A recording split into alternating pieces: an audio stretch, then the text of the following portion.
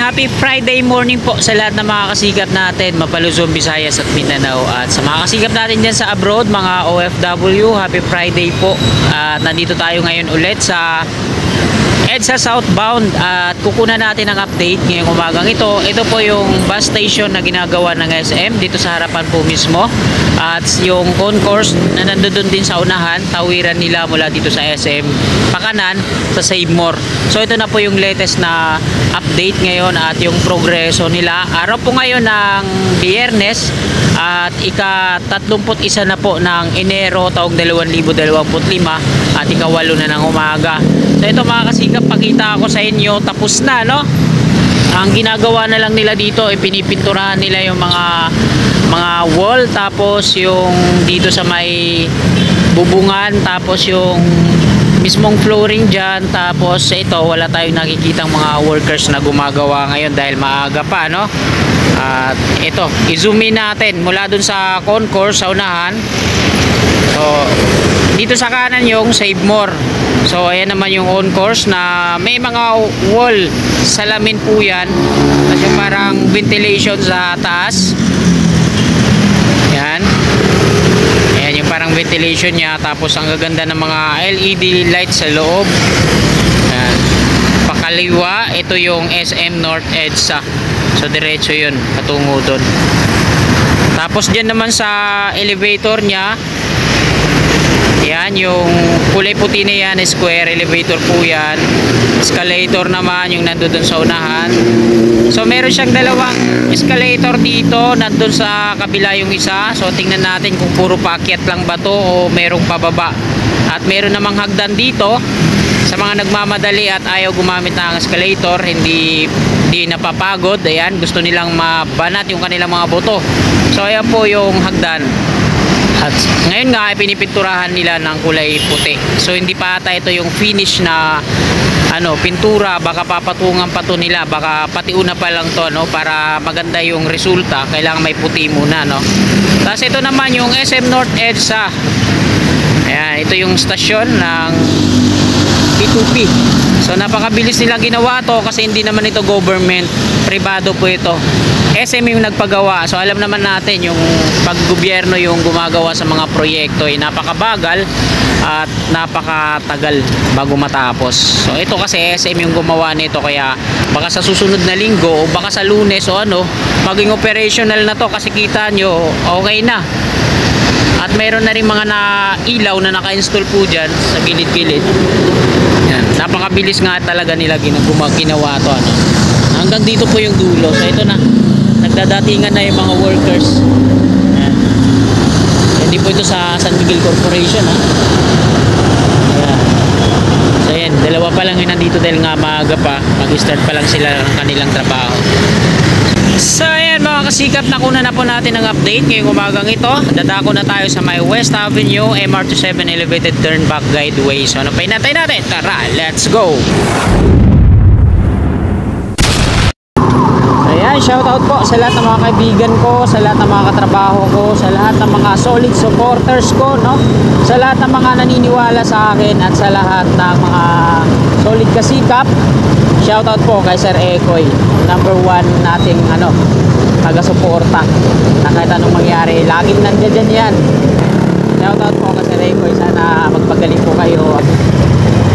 So nandito na tayo sa may West ang MRT7 Elevated Turnback Guideway. So ito yung West Insula sa kanan natin. Ito yung laging nilalagay ko sa aking address, West Insula Condominium, para mabilis matukoy kung ano to dito.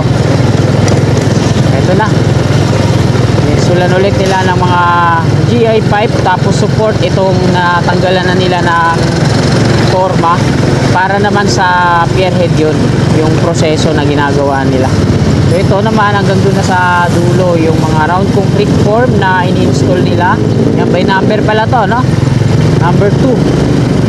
So putol-putol. At ito, full force na po yung mga workers dito. After nila mapore ito hanggang doon sa tuktok, maging konkreto na itong mga rebar cage na to, isusunod naman nila yung para sa mga platform sa pierhead. So ito nga, inabutan na tayo ng ambon-ambon. So wag naman sanang lumakas simulan na to. Check din natin dito yung isa na nalalabi na ginagawa ng Trevi, yung hindi pa nila na-installan ng mga ng rebar. So hindi na mga kasi isa na lang to, hindi pa na-installan ng rebar cage.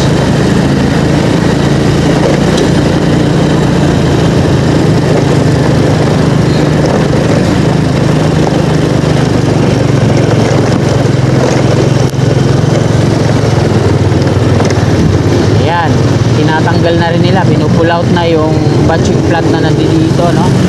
Kasi wala naman na, di na magagamit to, wala na silang i-drill. So ang purpose lang naman ng batching plant na yan, imbangan nila ng mga bentonite slurry kasi wala naman silang bentonite container tanks na nilagay dito. So yun, narinig nyo po yung gina-jackhammer. So yan na lang po yung nalalabi na ginagawa ng Trevi, yung hindi pa nila na-installan ng rebar cage. So napatagal sila sa part na yan, nagkaroon nata ng medyo may problema yata yung yung uri ng lupa, kaya meron silang ginagawa sa loob.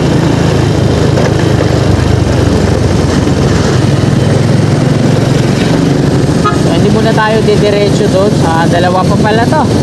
Tinanggal ulit yung rebar cage na naka-reserve dyan. Sa dalawa pa pala, sorry no, tao lang tayo, nagkakamali din. Ito na po yung pinakadulo dito sa examiner. Hindi muna tayo didiretso doon sa may Quezon Hub dahil tapos na rin ata sila dyan road widening. So ikot na tayo. Ito yung rebar cage alignment patungo doon sa EDSA. Sa aking bilang nung nakaraan meron siyang 46 na mga rebar cage o magiging pier poste ng MRT7 patungo doon sa may Paramount, Taulan. Sana hindi mag-blurred yung aking camera at makunan natin na maayos naman kahit pa paano.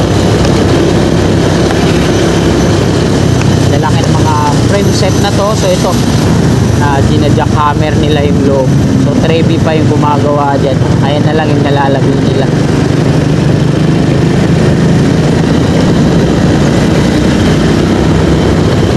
Ito yung mga ginamit nilang mga steel pipe. Pinupull out na rin. Dahil naka-construction na ginagawa na dito ay pag-install ng mga round concrete form sa bawat rebar na nandito.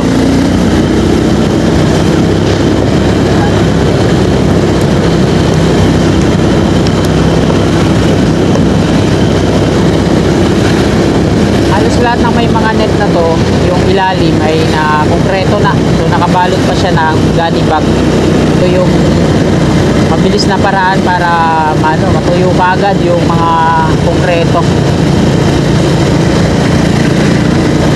Ina-absorb niya kasi yung mga tubig-tubig sa pier. Ayan hanggang sa tuktok na. Nalagyan nila ng support instalan ng mga scaffolding naman, tapos ito yung paglalagay naman ng platform. So nandito na ulit tayo sa may Paramount. Ayan, ito sa kabila in-installan ulit nila, no? Bilong muna tayo, medyo lumalakas yung ulan. Dito na tayo sa may Paramount. So ito yung dalawang magpa-partner dito sa southbound, tapos meron doon na rin sa northbound na magka-partner. Ito tinanggalan na nila ng mga scaffolding.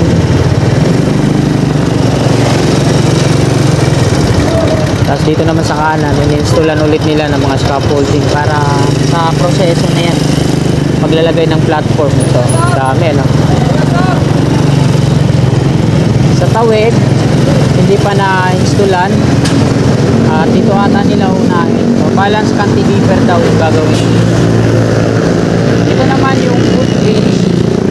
So yung Unified Grand Central Common Station, gumawa din sila ng footbridge dyan na idudugtong dito sa taas. So makikita natin meron ng mga steel trusses, and dun sa pinaka-roof niya sa taas ng footbridge. So ito yung magiging ano niya, hagdan, ay sorry, slab. Patungo doon, so magkakaroon siya ng connected na yung footbridge na to dito sa Unified Grand Central Common Station. Ito, idudugtong na lang yan dito at meron ng mga steel trusses nga para sa paggawa ng roof o bubong. Tapos tingnan natin kung saan sila gagawa ng pintuan papasok dito, no? O baka itong tuwang na to dito sa harapan natin, ito yung mga bakante na to, lalagyan pa nila ng slab yan para sa mga pasahero, kasi ito yung magsisilbing istasyon na ng LRT1 at MRT3. So tingnan natin yung doon sa dulo, yung North Avenue, kung ano yung mangyayari, no? Tapos dito sa baba, makikita natin na may construction na tatlong magkakabahagi po yan na parang pundasyon. Nandito tayo sa ilalim ng Unified Grand Central Common Station. Ito po yung binabanggit ko, yung tatlo na yan na parang pundasyon na magkakabahagi, pero yung loob parang ano yan, kwarto, no? So dito naman sa taas, ito yung sinasabi ko sa inyo, napaka posibilidad lagyan pa nila ng slab yan, itong bakante na to. Kasi hanggang dito yung karugtong ng footbridge, no? So, tingnan natin mga kasikap, abang-abang lang tayo. At sa mga nais magsubaybay, yan, abang lang kayo sa aking update lagi. So marami kaming nag-update dito. Sana kung nanonood kayo sa iba, panoorin nyo naman yung sa akin. Maraming salamat mga kasikap. Magandang umaga. God bless po sa ating lahat. You're my angel, angel baby, angel.